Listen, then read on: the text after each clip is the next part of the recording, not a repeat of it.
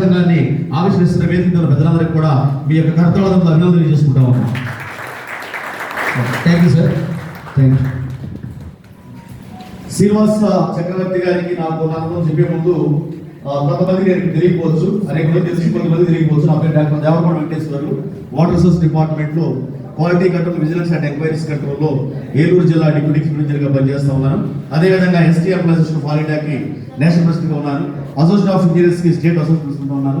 ఇదే కాకుండా అనేక సంఘాల్లో అంటే ఉద్యోగాన్ని సిన్సియర్ గా చేస్తూనే ఇవన్నీ చేస్తా ఉన్నాను.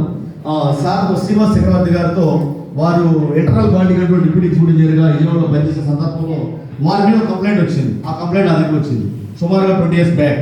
అదేంటంటే శ్రీనివాస్ చక్రవర్తి గారు షెడ్యూల్ ట్రైబ్ కాదు, ఆయన దొంగేస్తే చెప్పేసి నా దగ్గర కంప్లైంట్ రావడం జరిగింది. ఆ కంప్లైంట్ వారితో చెప్పలేదు, డిపార్ట్మెంట్ ఎంక్వైరీ చేశారు.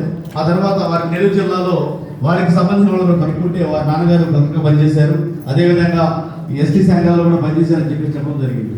అయితే తర్వాత తెలుసుకుంటే వారు ఎస్టీనే, రియల్ ఎస్టీ అని చెప్పేసి చెప్పడం జరిగింది. ఆ తర్వాత అసలు ఎందుకు వచ్చింది ఏంటని చెప్పేసి ఒకసారి మొత్తం కూడా పరిశీలిస్తే అంటే ఎవరైతే ఆయన ఎస్టీలు ఉన్నారో సీనియర్ లిస్ట్ లో వాళ్ళే వారి మీద ఆ కంప్లైంట్ చేయడం జరిగింది. ఎందువల్లంటే ఏదో కంప్లైంట్ వరకుండా ఆయన కనుక ఎస్టీ కాదని చెప్పేసి నిరూపిస్తే తర్వాత వాళ్ళకి ప్రమోషన్ వస్తాయి.